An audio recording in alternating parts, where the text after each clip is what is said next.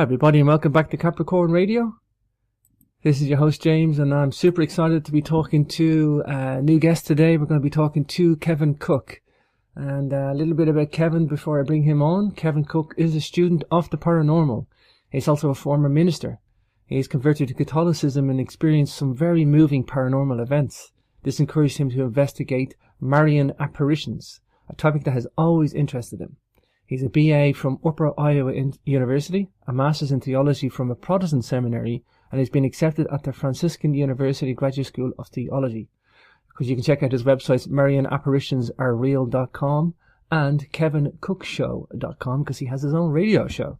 We're also going to talk about his book today, Marian Apparitions Are Real, Visits of Jesus and Mary, and something I'm not overly familiar with, but I am in the presence of a Master's in Theology student today. So without further ado, let's bring on today's guest. Hi, Kevin. You're very welcome to the show. Well, it's good to be with you, James. I guess it's the closest I could get to Ireland right now. Of course, I'm of Irish descent, but I never do seem to go over there. But I would like to see Cork City. It looks very pretty. Cork. I actually was down there pretty recently. It's an 8.5 hour drive the length of the country from where I'm at, but it's the worst road you've ever seen. Ireland is still living in a time frame. I won't say the dark ages. They say that, but it's living in a time frame where it has escaped a lot of the modern era, at least in the west of Ireland. I mean, yes, there are modern attributes there, but yeah, it's still in this bizarre little time warp, I think, Kevin. But that sounds good, really. A few years ago, at one time, I was tickled with the idea of I could buy. As I remember, a few years back, a small cottage in like 3 acres on the west coast of Ireland for not but about $50,000-$60,000. And wait for it, Kevin. You can buy an island. You can buy an island for about 100,000 now in the Donegal. An island. I was thinking about going over there, but I didn't. An island came up for sale quite recently. It was on the news, and you can buy an island with dwellings on it for like 120,000. The price of I think it's the price of a normal house in England. The average house price in England is you can buy an island in Donegal for that now. Yeah. Well, I was thinking about that, but it'd be too exotic for me. But there's a very good reason why the property's cheap, Kevin. the weather's terrible. I know, but it sounded like a nice change of pace. But I don't know. Basically, I grew up in Florida, which is a tropical climate. Yeah. I don't know that I might freeze my fanny off up there, I guess. Sure. Well, the thing is, Kevin, I mean, I kind of a lot of people keep talking about how cold Ireland is, and you know what, it doesn't actually bother the Irish. You grow up there, you get used to it. Oh, you get accustomed to it, just like they do here in Minnesota and like that. Because we often think, well, we're not as bad as the people in Norway or Sweden, like so. Oh. But I'm used to being sunshiny and all that, and it might have been a big change, but I was thinking about it.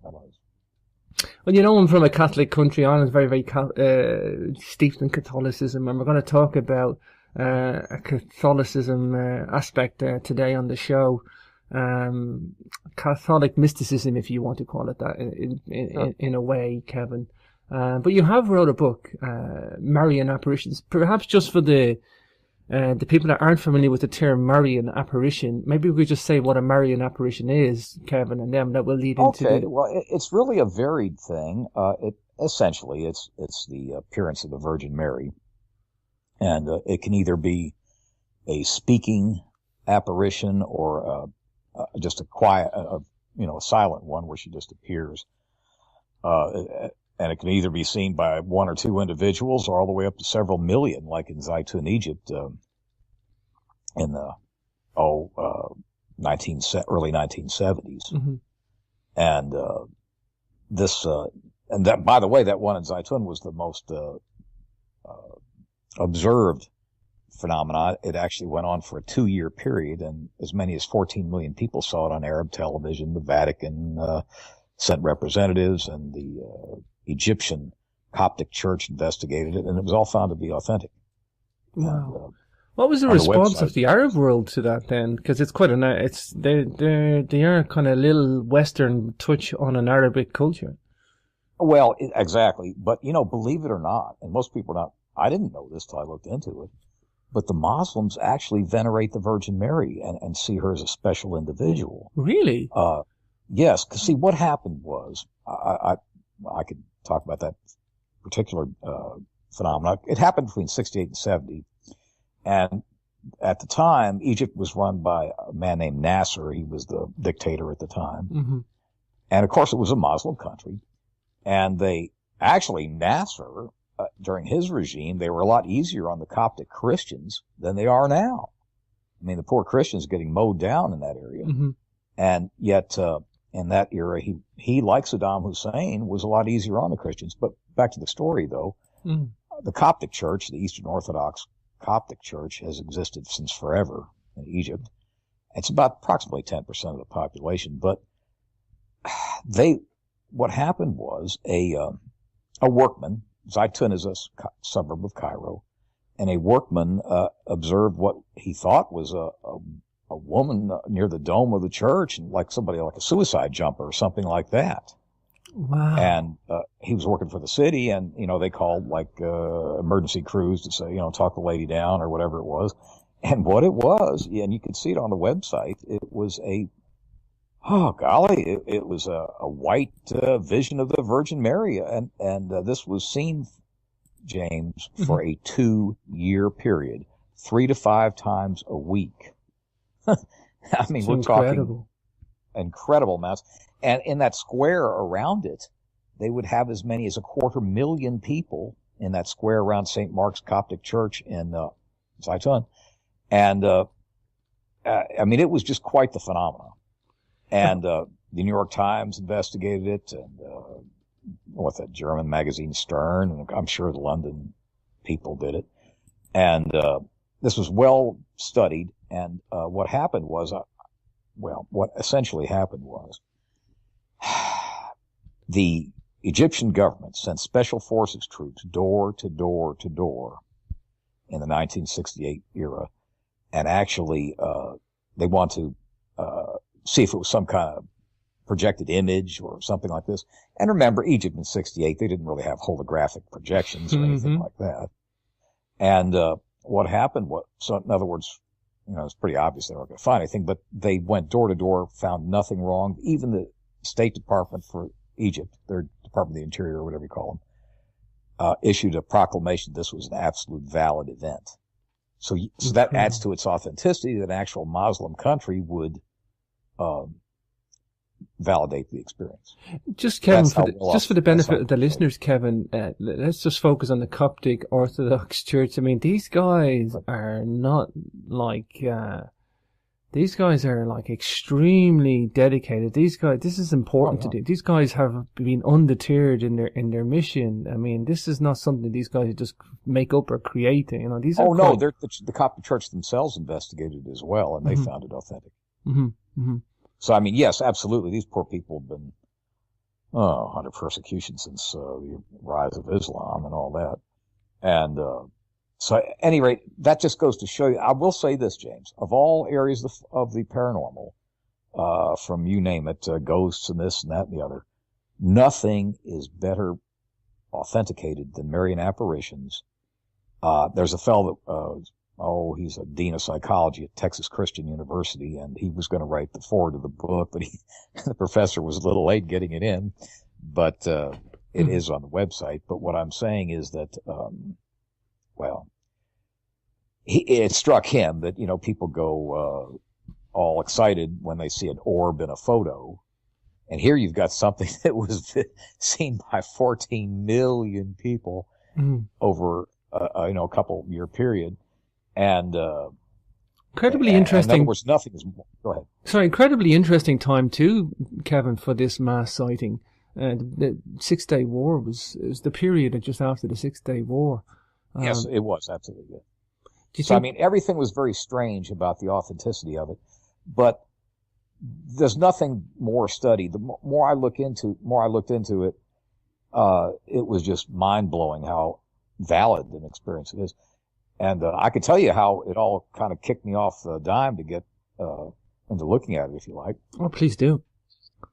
Well, I had a pre-existing interest in Marian Apparitions, but I never really made a real study of it.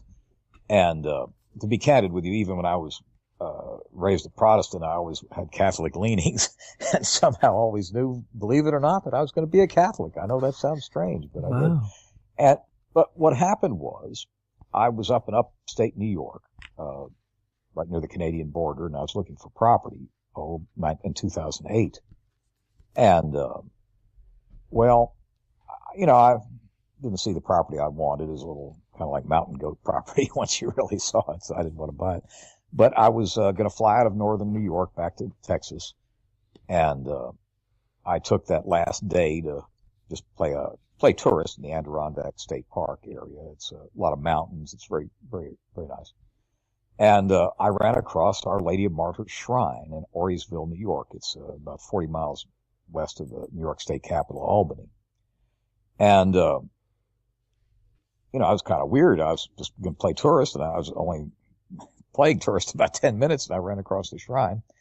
And James, I started walking the grounds. Mm-hmm. And this was on a Thursday, and there were no services going on. It's about an 80-acre setup there, and it's at the foothills of the Adirondack Mountains, so it's very breezy. It's very rural. There were no services going on. There was maybe 3 or 4 people on the grounds, workmen running around. And in other words, there was no way any other items could have happened that would have caused me to smell what I smelled. But I started to smell a tremendous smell of roses. And I have a bad set of allergies here in Texas because of all the dust and all that. And even though I was better off in New York, it takes about 3 weeks to get over your allergies when you make a move like that. Sure. And so in other words, I don't smell like a bloodhound anyway. And I after the first 10, 15 minutes, I started smelling this strong smell of roses. I mean, overpowering. And I do sell trees for a living, and I'm familiar with what's fragrant and what isn't. And, James, the only roses were about 20 acres away. Incredible. Just a handful at that. I mean, not very many. And, anyway, this went on and on and on for about 40 minutes. And I went to the museum up there, and I said, look, what's so fragrant here? I mean, I'm familiar with plants and what have you, and I don't see anything. It's all I see is pine and maple trees here. And the woman was shocked. She says, oh, you smelled it too? And I said, well, yeah, I guess. And she'd worked there 12 years, and every 6 to 12 months, someone came in and experienced what's called the odor of sanctity, which is the supernatural smell of roses, like that. And it was really quite striking. It really was. I mean, we're having a little feedback. Sorry, yeah, let me see, can I adjust that? Okay. How's that, Kevin? But it was just so strong. And even though I was a minister early in my college years, I'm kind of a hard case, James. I mean, I'm just an old, hard-bitten salesman. I'm not prone to flights of fancy or imagination, if you will. And, you know, I've been in lots of, you know, deadly situations and come out pretty good. Sure. and you know, and different circumstances, the Army and all that. And what I'm saying is it took a lot to rock me, but I was rocked by that. I mean, after I talked to the gal and she explained what it was, and it was kind of like I just sat down on a bench up there like someone had hit me with a blackjack. And, you know, this is amazing. Because once you've run across really, oh, golly, really experienced the divine, if you will, it just kind of blows your mind. I know exactly what you're talking about, Kevin, because I do actually have a very bad sense of smell. And I know if I smell something very powerful, it's got to be even more powerful because, you know, I just don't smell something normally. No, but and not only that, James, but it went on and on and on during the whole 40-minute interval. I was walking the grounds. It wasn't, you know, just a little wisp of something, you know, or like that. But this was stronger than if I was actually in a greenhouse that was raising roses. This was stronger than that. And I've never experienced any kind of smell ever, except, you know, something offensive that was that strong. Incredible. And at any rate, and it was kind of funny. After I sat down on the bench, it did dissipate, and I walked to the parking lot to leave, and it was kind of like I smelled a little wasp, another wisp of it again, like it patted me on the head on the way out or something. But once this caused me to, you know, kick up my interest, and I looked into it further and further, the odor of sanctity. But it is very much connected, not entirely, but very much connected with Marian apparitions and experiences that they do have during them. I think most famous Marian apparition would have to be, well, for me anyway. I mean, to be honest with you, Kevin, there's some I hadn't been aware of. Well, there's the Lady of Knock and then there's the Lady of Fatima. Let's talk about Fatima though, because I think probably Fatima could more be, well-known. Could be the most famous one. A case that I have known. Even my father said, he's not the greatest religious guy in the world, but he said when he had gone to Portugal and Lourdes, and had gone to that region, he said there's something has happened there. He said there's just something has happened there, definitely. And because yes. I mean, it was, and, let me just make one aside, is that, when you come across the miraculous, it's strange, James, because, okay, once I flew back, it was such an awesome experience, and I flew back, and then you're back in the scheme of things, and my business partner picks me up from the airport, and, before 10 minutes went on by the boards, he and I are fighting about something. And I was thinking about, now, isn't this the ridiculous and the sublime and the ridiculous? I mean, you got something so excellent, and then you go back to everyday, pitch battles over nonsense. Mm-hmm. And that's the way this is. But that is the way the miraculous is, because I experienced some things connected with joining the Catholic Church that were very unusual as well. And I'll never forget it. Let's put it that way. I never will. Let's talk about Fatima. Let's talk about Lourdes.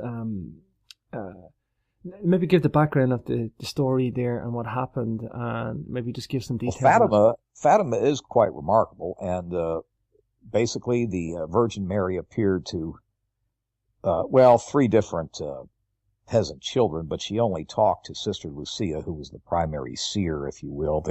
They call the witnesses seers. And the others could see the Virgin Mary, but the only interplay was between Lucia and the Virgin. But this happened in 1917, rural Portugal. And these children were just farm children. They were not just young kids. Like I think Lucia was 10, and the others ranged down to 7 or 8. And it's basically a backwater. And Portugal, of course, it was not that developed a country anyway. So they weren't illiterate kids, but they weren't like knowledgeable of world affairs, is what I'm getting at. Mm-hmm.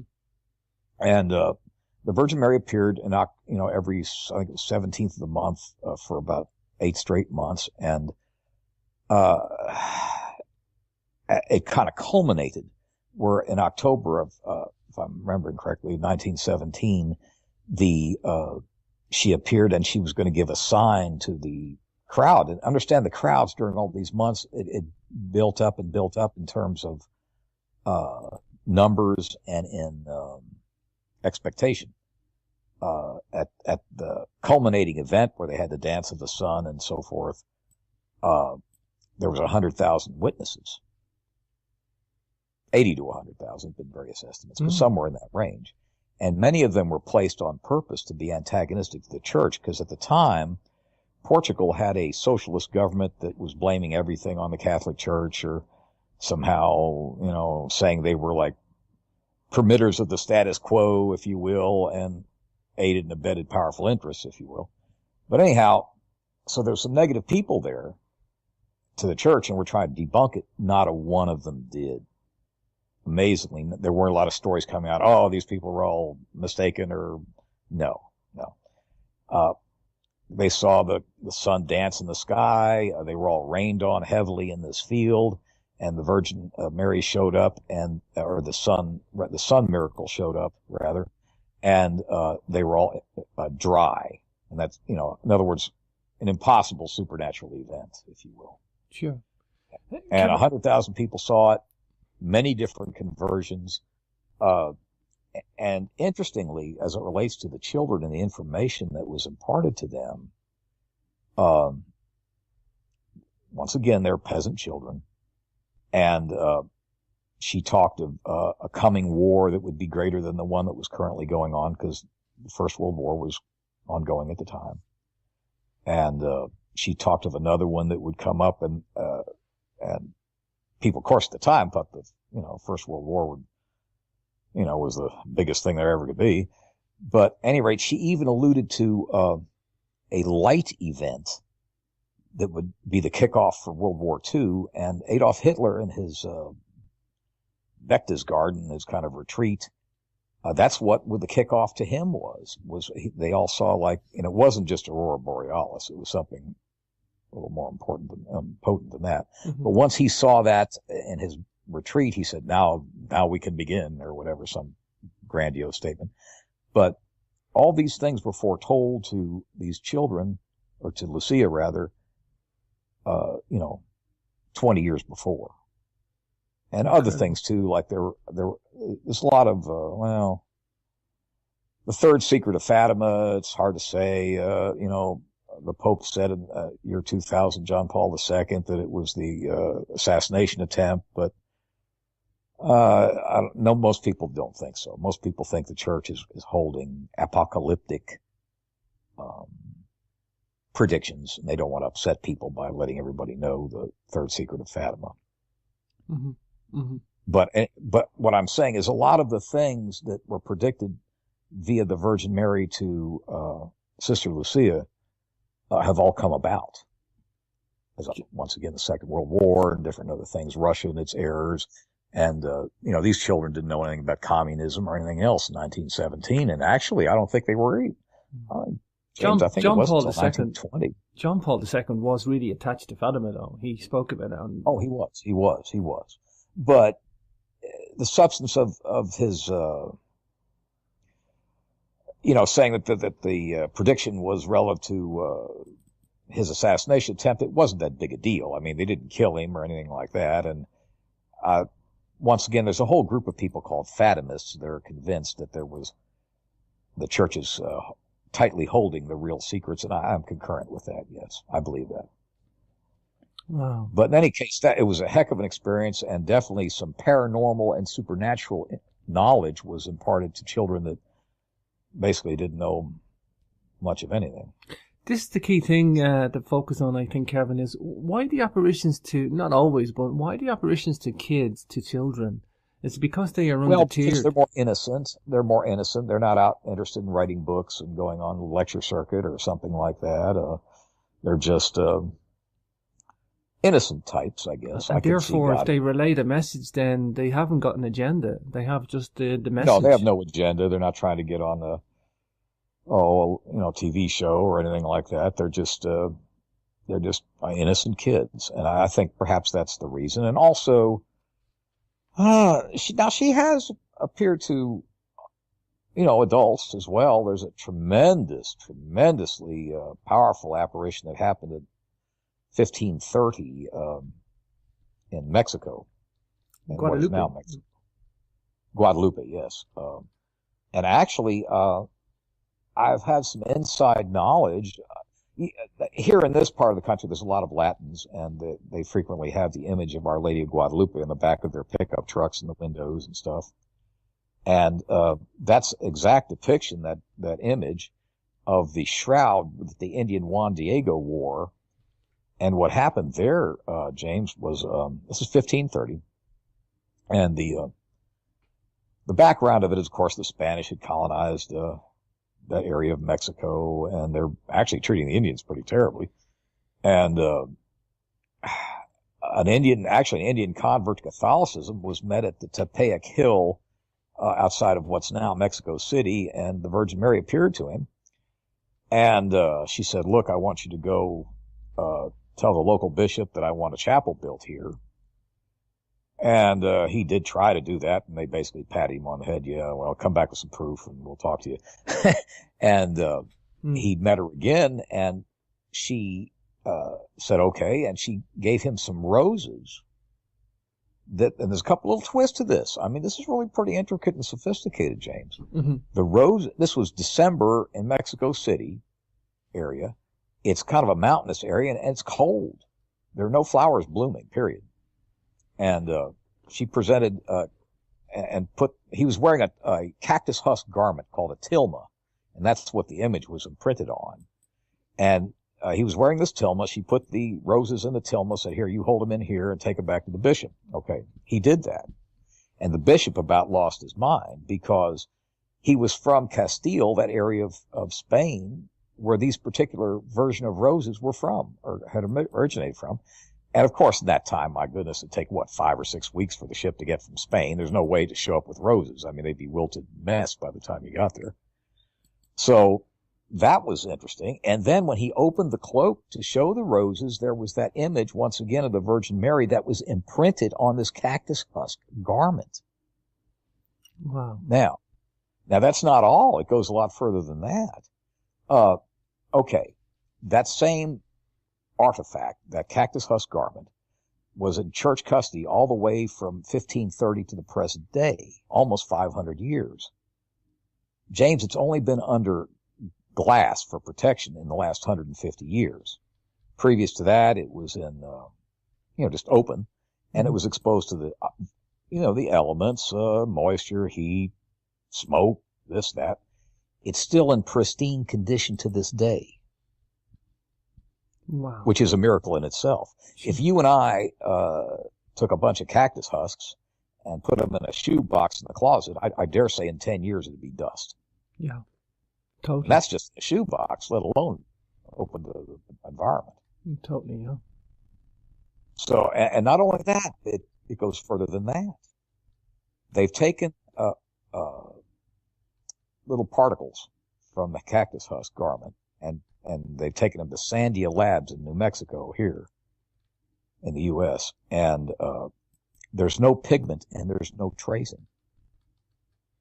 Now think about what I'm saying. There's no pigment and no tracing. There's no way that could be duplicated even with today's technology. Incredible, Kevin. Incredible.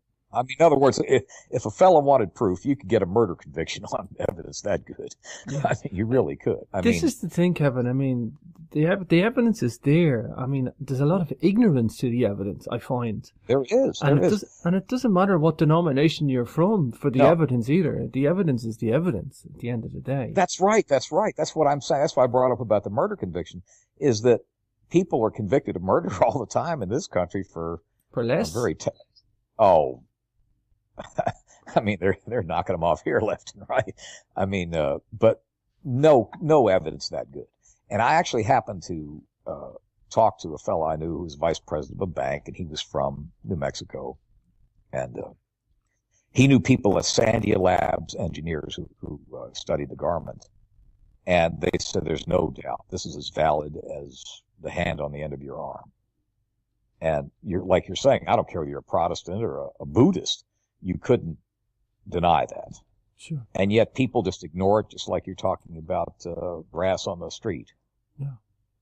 It makes no sense to me. It really doesn't. Never has. Let's talk about come back to my home country, and yours too, Kevin. Let's talk about the Lady of Knock, the Knock apparition. Well, the Lady of Knock, that was a silent apparition, where they saw Jesus depicted as a lamb, the Virgin Mary and Joseph, and in the city of Knock, and there were something like 150 different witnesses to this. And they saw it in front of the local church. It was a silent apparition, like I say, like some of them are, but it was absolutely valid. Absolutely valid. I mean, nobody had any axe to grind or money to make or anything else. And like I say, the whole town attested to that. They did. And it's one of the church approved apparitions. There's only been about 13 that have been approved in entirety by the whole church, and that's one of them. Yeah. It's just, it doesn't have as many of the exotic features as, say, the garment that's testable, or the many millions of witnesses like in Zaytun, but in its own way, it's just as remarkable. Yes. Mm-hmm. And I don't know. The fellow that was writing the forward of the book and didn't get it in time for the publisher. He's now the dean of students at this Texas Christian University. I was saying he's also a paranormal researcher, and once again, he's a Catholic too, and he's always been dumbfounded that everybody goes crazy about little ghosty things which may or may not be valid. And yet here you've got something with tangible evidence and photos and millions of witnesses and people just go by it just like it doesn't exist. I've never understood it. Wow. How far back does these apparitions go? Obviously back to the time of the Virgin Mary, but yeah, I mean, what's the earliest? The first one is in the 19 AD 40 roughly, and that was she appeared to the Apostle James, who was in modern day Spain trying to evangelize that group there, and he was having a tough time, and she appeared to him at that time to kind of buoy him up, and she was still living. But she appeared to him to kind of let him not get disheartened in his efforts, evangelizing efforts. It's called Our Lady of the Pillar. Tell me about you, Kevin. What do you get from this in a personal sense, in a spiritual sense, from this research? It's been very important to me in that I was drawn to Catholicism in a very exotic way as well. I'd always had an interest in it, yes, but it was like for about the first 6 months in 2004, it was like everywhere I went was something relative to the Virgin Mary, and it was almost like somebody was grabbing me by the shirt and shaking me. And I finally said to myself, all right, I'll go ahead and check it out. And I went to the RCIA program, which in this country is it's Christian initiation of adults, like for bringing the Protestants into the church. But it was like it was a weird thing to relate, but it was like I was coming across connotations of Virgin Mary everywhere in books and this and that. It's like someone was like smacking me across the face to look into this, and I did. And I believe in some way I was drawn to experience what I experienced and to write the book. Marian Apparitions Are Real, and it was a very moving experience. I mean, I'm not the best fellow that ever walked the earth, and I mean, it's not that I could say that in any way, but was my little lot in life, was to write that book.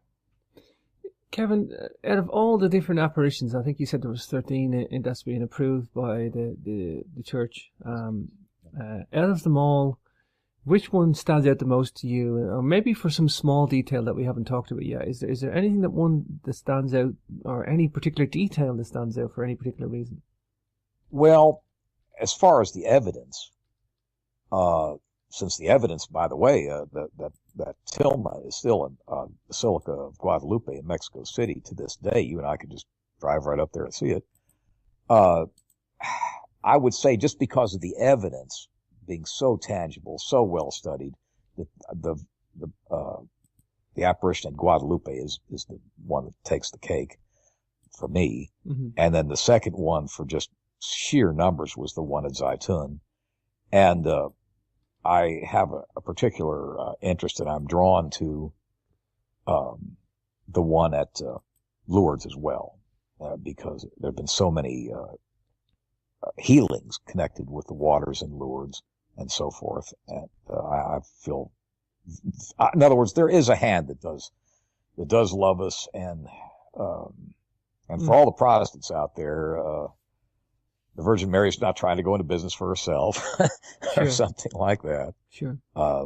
Everything she does points towards her son. So people have somewhat of a narrow interest in that, and or perception in that in the Protestant arena.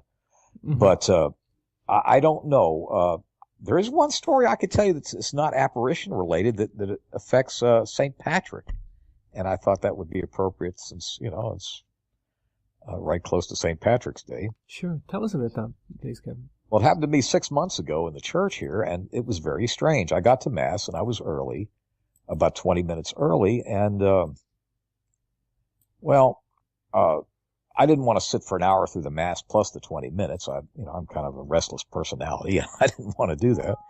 So I said, well, what will you do? I'll go to the bookstore. And I had a little internal debate. Well, I don't really need anything at the bookstore. I've got, books and rosaries and everything else. I don't need anything. But at any rate, it was kind of a little back and forth, but it was some strong impulse. No, go to the bookstore. Okay, so I do. And while I'm going there, I get the notion, look for a St. Patrick's Holy card. And understand St. Patrick was not my patron saint. Really, I mostly interested in Padre Pio.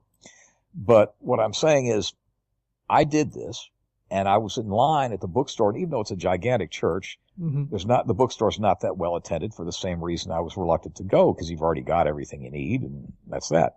Okay. James, I wind up standing in back of a lady and her mother vexing about not being able to find a St. Patrick's Holy card. Now think about all the sequence of events I just discussed. Wow. I'm reluctantly going. I only have a passing interest in St. Patrick.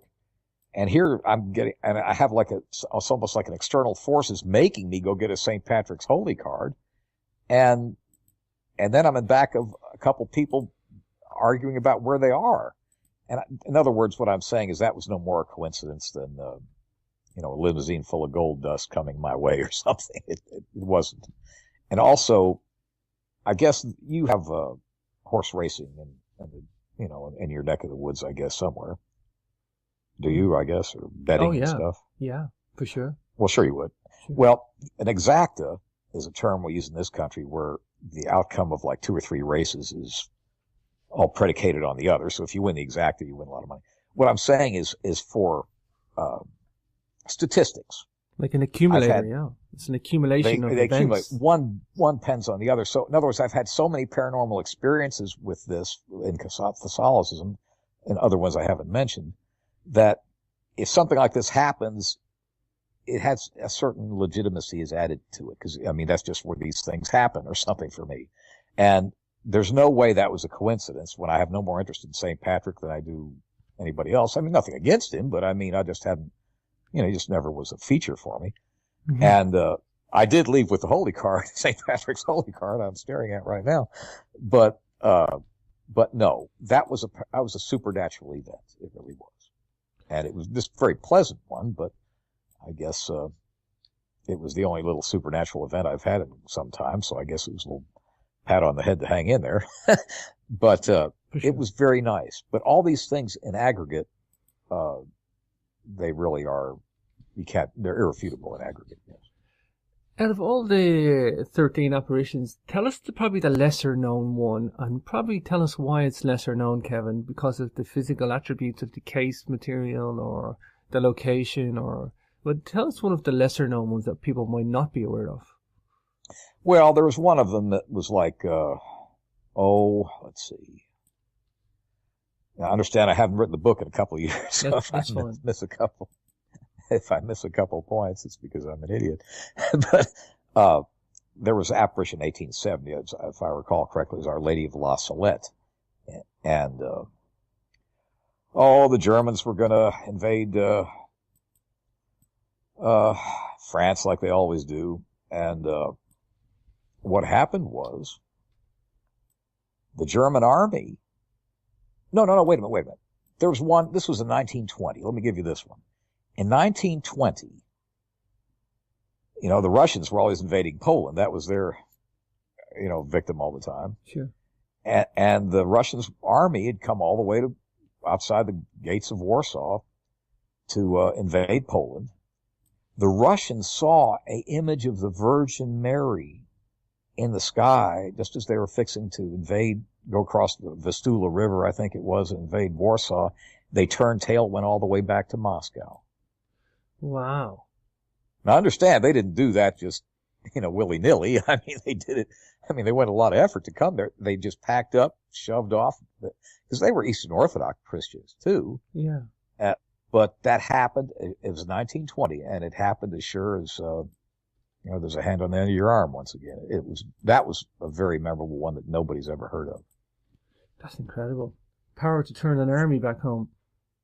Yes, and that other things have happened. There was one in China that they had was something similar with demonstrators, and there's been lots and lots of apparitions. There was one in Britannia in the 1980s with Maria Esperanza, and 250,000 people saw the images of the Virgin Mary in Venezuela where it occurred, and not that many people know of that apparition. So there's just been lots of different things. There's been in the book, there's a chart I was given permission to use by the International Marian Research Institute, and it's part of university in Ohio, and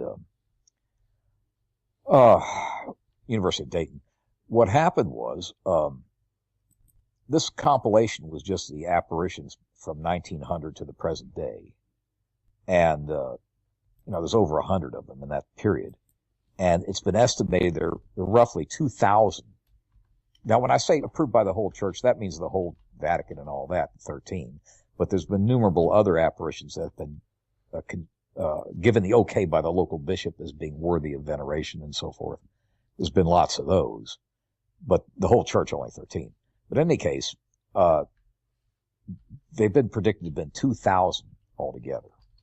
And that doesn't include ones that have never been reported, like for what they call private revelation and so forth. Mm-hmm. So it's really a long-standing phenomenon. And like the dean of students I was talking about, he was amazed that it wasn't a daily topic of conversation. But like I say, I think, James, the only way I can make sense of it is like I compare it with the ghost situation. Everybody in this country, and I'm sure yours too, they have ghost stories here, there, and everywhere, and TV shows about them and all that.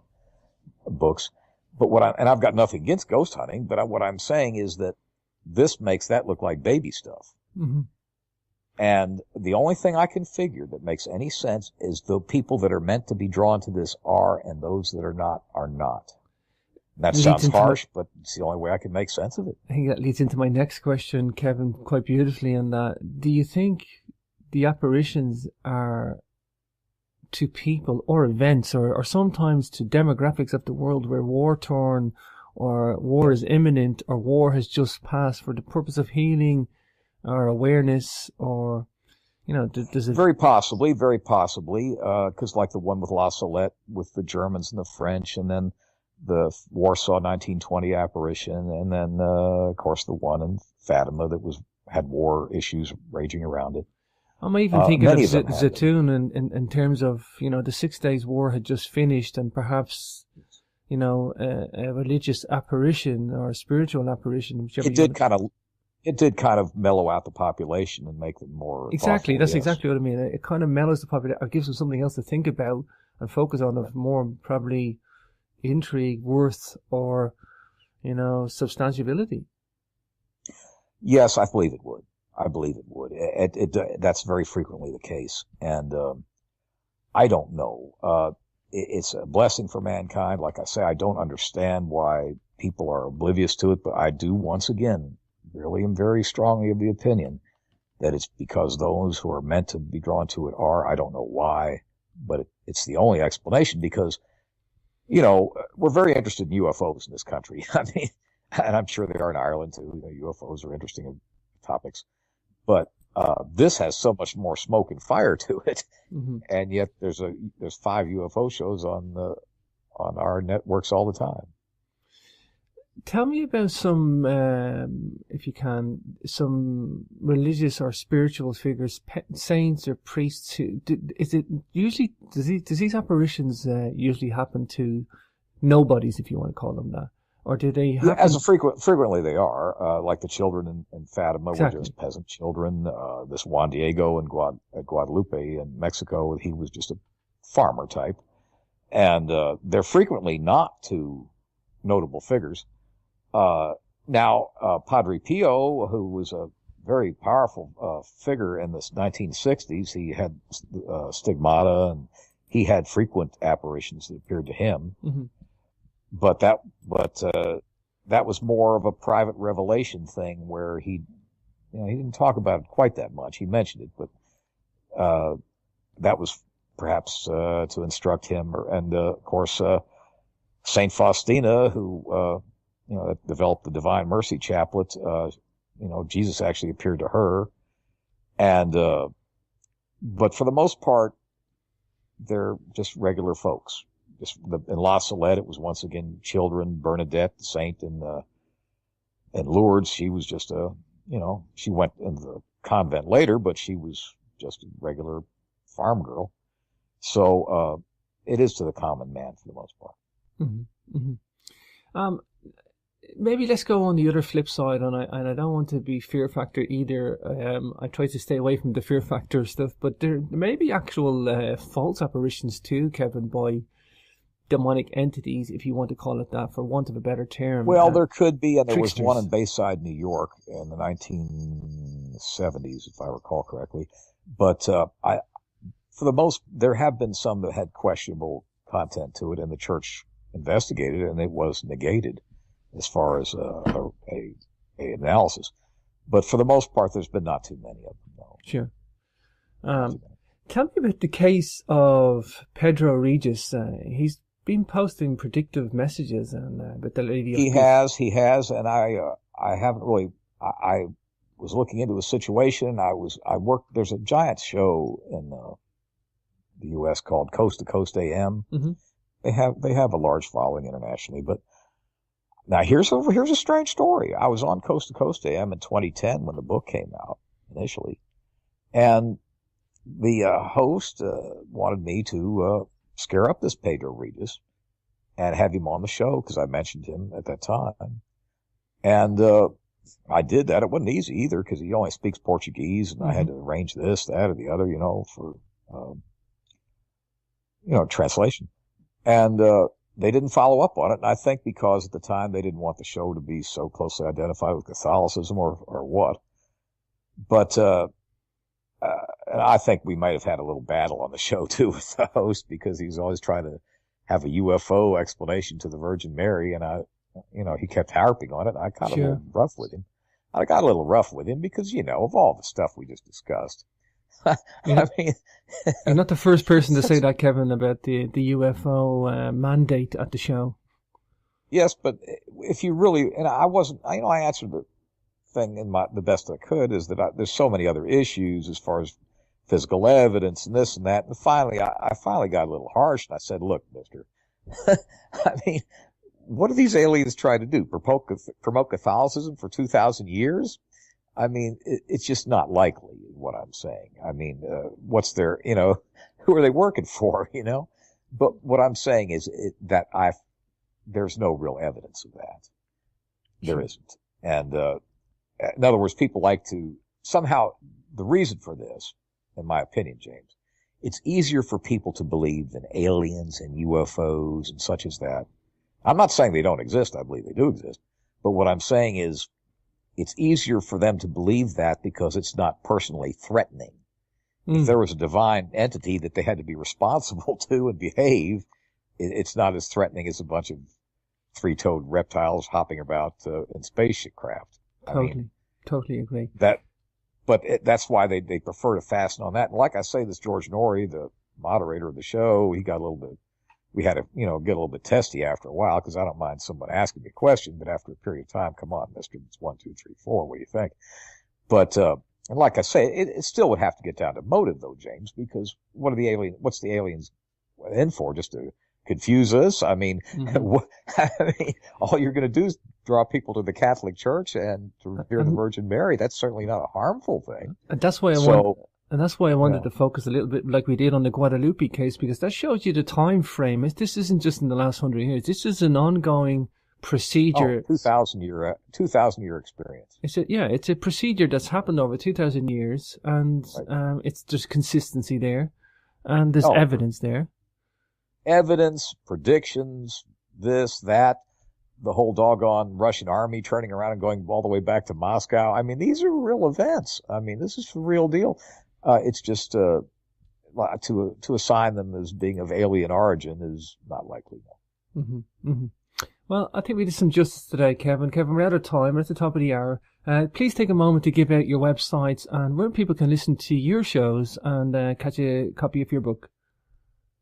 Yes, the website is, really there's two different places. There's MarianApparitionsAreReal.com, and just as good is www.kevincookshow.com, and the book's available through that as well.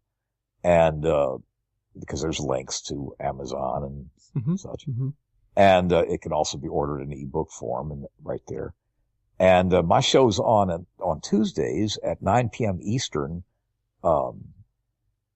That's I'm not sure what the Irish time is. 4 hours. It's 4 at the moment. It changes because we don't do daylight saving, as I found out 2 weeks ago, and I'm still suffering from my calendar. Well, it's 4 o'clock Eastern time. I mean, 9 p.m. Eastern here. Yeah. I do every now and then. I've had a fellow on before, Lionel Fanthorpe. He's a British priest, and he was on as a guest. We had him pre-recorded from the United Kingdom before, but I didn't know how the hours worked out. But in any case, at InceptionRadioNetwork.com, they could subscribe to the show for very little and listen all the time. That's great, Kevin. I love there's a sane and rational, and inquisitive mind behind what you do, and that's what I love to see, Kevin. There's a grounding there. There's a very down to earth aspect to your nature. You can tell by talking to you. Well, Kevin. I appreciate it. I'm just an old salesman. I mean, I might have been, somebody up there might love me or something, but I'm still just a grizzly old hermity salesman. For sure. And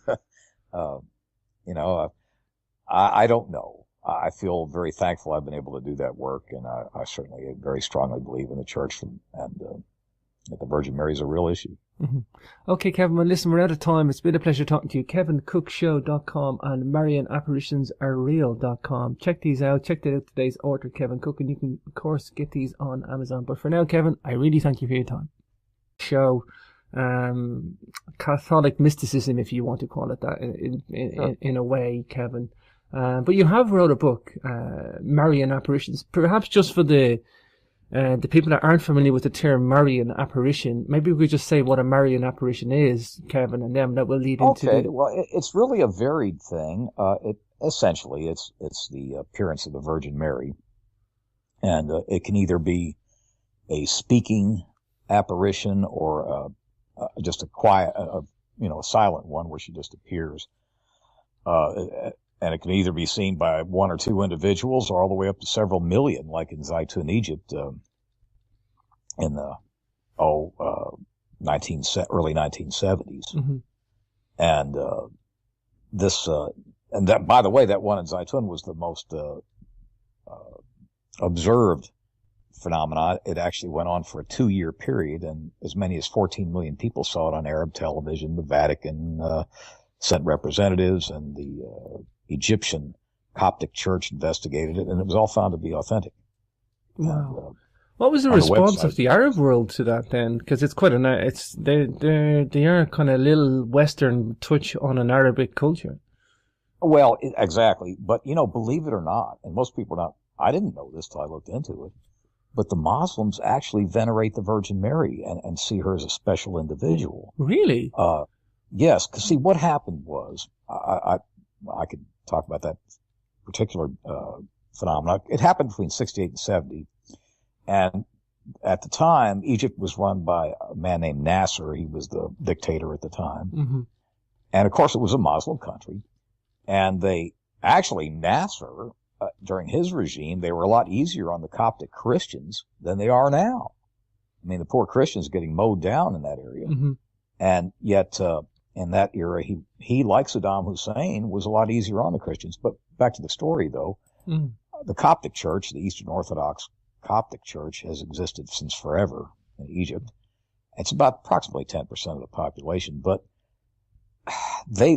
what happened was a workman, Zaytun is a suburb of Cairo, and a workman observed what he thought was a woman near the dome of the church, and like a suicide jumper or something like that. Wow. And he was working for the city, and they called emergency crews to say, talk the lady down or whatever it was. And what it was, and you can see it on the website, it was it was a white vision of the Virgin Mary, and this was seen, James, for a 2-year period, 3 to 5 times a week. I mean, we're talking incredible amounts. And in that square around it, they would have as many as 250,000 people in that square around St. Mark's Coptic Church in Zaytun. And I mean, it was just quite the phenomenon. And the New York Times investigated it, and the German magazine Stern, and I'm sure the London people did it. And this was well studied. Hi everybody, and welcome back to Capricorn Radio. This is your host James, and I'm super excited to be talking to a new guest today. We're going to be talking to Kevin Cook. And a little bit about Kevin before I bring him on. Kevin Cook is a student of the paranormal. He's also a former minister. He's converted to Catholicism and experienced some very moving paranormal events. This encouraged him to investigate Marian Apparitions, a topic that has always interested him. He's a BA from Upper Iowa University, a Master's in Theology from a Protestant seminary, and has been accepted at the Franciscan University Graduate School of Theology. Because you can check out his websites, marianapparitionsarereal.com and kevincookshow.com, because he has his own radio show. We're also going to talk about his book today, Marian Apparitions Are Real. Visits of Jesus and Mary, and something I'm not overly familiar with, but I am in the presence of a Master's in Theology student today. So without further ado, let's bring on today's guest. Hi, Kevin. You're very welcome to the show. Well, it's good to be with you, James. I guess it's the closest I could get to Ireland right now. Of course, I'm of Irish descent, but I never do seem to go over there. But I would like to see Cork City. It looks very pretty. Cork. I actually was down there pretty recently. It's an 8.5 hour drive the length of the country from where I'm at, but it's the worst road you've ever seen. Ireland is still living in a time frame. I won't say the Dark Ages. They say that, but it's living in a time frame where it has escaped a lot of the modern era, at least in the west of Ireland. I mean, yes, there are modern attributes there, but yeah, it's. And what happened was. What essentially happened was